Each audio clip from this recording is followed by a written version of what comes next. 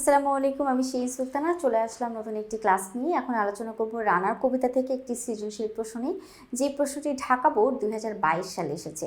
আমরা এই সৃজনশীল প্রশ্নটা অনেক সুন্দর করে ব্যাখ্যা করব। এখানে আগে ক খ আলোচনা করব, তারপর উদ্দীপকের সঙ্গে মিল রেখে গ ঘ আলোচনা করব।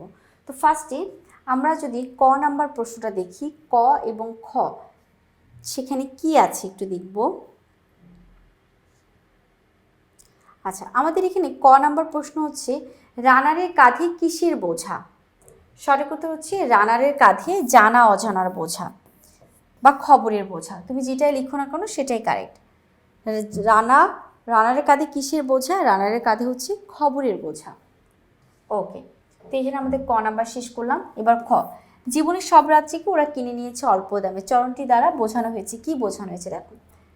রানার তার জীবনের সব রাজ্যে অল্প দামে কিনে নিয়েছে, মানে সে খুব গরিব, প্রচুর পারিশ্রমিক করে, মানে প্রচুর পরিশ্রম করে, বা সেই তুলনায় তার পারিশ্রমিক অনেক কম। সেই জন্য বলেছে রানার তার জীবনের মূল্য অনেক বেশি দিয়ে খুব কম দামে কিনে নিয়েছে। পারিশ্রমিক বা কষ্ট বেশি দিয়ে অনেক অল্প দামে সে তার জীবনটাকে কিনে নিয়েছে। মূলত ব্রিটিশ সমাজের শাসিত যেই রূপটি আছে, অত্যাচারের যে রূপটি আছে, সেটাও কিন্তু আমাদের এখানে প্রকাশ পেয়েছে। তো যদি আমরা খ নাম্বার প্রশ্নটা ব্যাখ্যা করি, তাহলে আমরা ঠিক এভাবে ব্যাখ্যা করব। জীবনের সব রাজ্যকে ওরা কিনে নিয়েছে অল্প দামে উক্তিটির মাধ্যমে কবি রানারের অপরিসীম শ্রম ও আত্মত্যাগের তুলনায় তার প্রাপ্তির বৈষম্যকে গভীরভাবে তুলে ধরেছেন। রানার একজন স্বল্প বেতনভুক্ত কর্মচারী, যার প্রধান দায়িত্ব হলো নির্ভুলভাবে ডাক পৌঁছে দেওয়া। এই দায়িত্ব পালন করতে গিয়ে তাকে দিনরাত অক্লান্ত পরিশ্রম করতে হয়েছে। কখনো ঝড় বৃষ্টি, কখনো গভীর রাত, কোনো কিছুকেই সে অজুহাত বানায় না। সততা ও নিষ্ঠার সঙ্গে কর্তব্য পালন করলেও তার প্রাপ্য পারিশ্রমিক অত্যন্ত সামান্য, যা দিয়ে ন্যূনতম সংসার পরিচালনাও কঠিন হয়ে পড়ে। রাতের আরাম ও নিজের সুখ বিসর্জন দিয়েও সে যে মজুরি পায় তা তার শ্রমের ন্যায্য মূল্য নয়। তাই আলোচ্য চরণে কবি রানারের ত্যাগী জীবন ও শ্রমনিষ্ঠার বিপরীতে তার করুণ আর্থিক বাস্তবতাকে সৃজনশীলভাবে প্রকাশ করেছেন। তো এই জন্যই বলা হয়েছে রানারের জীবনে পারিশ্রমিক খুবই অল্প, তার জীবনকে অল্প দামে কিনে নিয়েছে, মানে বেতন বা পারিশ্রমিক অনেক সামান্য পেয়ে থাকে। এবার আমরা আলোচনা করব আমাদের গ ঘ নাম্বার প্রশ্ন। দেখো এখানে গ ঘতে কি আছে। উদ্দীপক 1-এ রানার কবিতায় কোন দিকটির ইঙ্গিত করা হয়েছে ব্যাখ্যা করো। আর উদ্দীপক 2-এ রানার কবিতার মর্মার্থের খণ্ডাংশ মাত্র উক্তিটি বিশ্লেষণ করো। আমাদের দুইটা উদ্দীপক 1 এবং 2।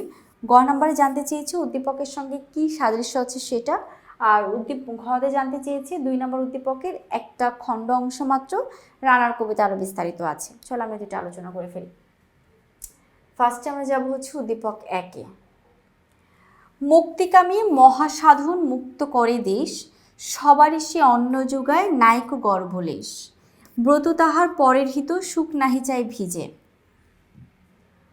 মুক্তিকামী মহাসাধন মুক্ত করে দেশ, যে ব্যক্তি দেশকে মুক্ত করতে চায়, সবারই সে অন্ন যোগায়, মানে সবার জন্য সে খাবার, ভালো মন্দ বা কল্যাণ করে চায়। নাইক গর্ভলেশ, সে সবার ভালো চায়, সবার জন্য খাবার যোগায়, তারপরে এর জন্য সে বিন্দুমাত্র গর্ব করে না। ব্রত তাহার, মানে তার প্রতিজ্ঞা হচ্ছে পরের হিত মানে কল্যাণকর, পরের কল্যাণ করে সুখ নাহি চাই সে ভিজে। অর্থাৎ সে তার প্রতিজ্ঞা হচ্ছে পরের কল্যাণ করবে, সে নিজে সুখ নিবে না বা সুখ চায় না। এবার হচ্ছে গ, রৌদ্র দাহে শুকায় তনু মেঘের জলে ভিজে। অর্থাৎ রোদে পুড়ে সে শুকায় যাবে তার জল, মানে রোদে পুড়ে যাবে তার দেহ, বৃষ্টিতে ভিজে যাবে তার শরীর, তারপরে সে মানুষের কল্যাণ কর বা মানুষের মঙ্গল কাজ থেকে বিরত থাকবে না, মানুষদেরকে সে প্রচণ্ড ভালোবাসে। এবার আমরা যদি গ নাম্বার প্রশ্নটা ব্যাখ্যা বা সুন্দর করে লিখতে চাই, তাহলে আমরা ঠিক যেভাবে সাজাতে পারি বা যেভাবে আমরা লিখতে পারি সেটা হচ্ছে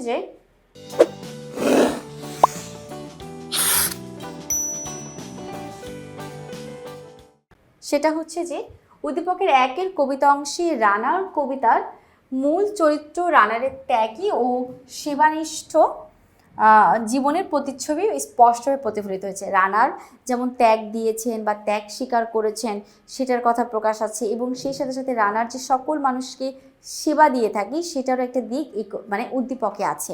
উদ্দীপকে দেখা যাচ্ছে যে একটা মানুষ প্রচুর ত্যাগ করছে, অন্যের কল্যাণের জন্য নিজে সুখ চায় না, এটা আছে। তো আমরা রানারের জীবনে কিন্তু এটাই দেখেছি যে দায়িত্বের কারণে সে কিন্তু নিজের স্বপ্নগুলাকে পিছনে সেরে আছে। আর এদিকে সেবানিষ্ঠ, রানার যেমন সকল মানুষকে সেবা দেয়, ওই উদ্দীপকে কিন্তু যে ব্যক্তিটা আছে বা যে কবি আছে তিনিও কিন্তু সবাইকে সেবা দিয়েই নিজের জীবনে সুখ খুঁজে নিয়ে এসেছেন। তো এই জন্য রানারের ত্যাগ দিক আর সেবা দিকে আমাদের সঙ্গে মিল আছে। রানার কবিতায় রানার একজন দরিদ্র হলেও দায়িত্ববোধের দৃঢ় কর্মচারী হিসেবে চিত্রিত। ব্যক্তিগত কষ্ট, স্ত্রীর অভিমান কিংবা পথের নানা প্রতিবন্ধকতা কোনো কিছুই তাকে কর্তব্য পথ থেকে বিচ্যুত করতে পারে না।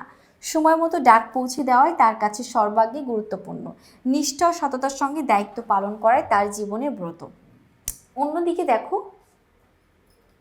অন্যদিকে উদ্দীপক একই কবিতা অংশে কবি কৃষকদের শ্রম ও ত্যাগের মহিমা গিয়েছেন।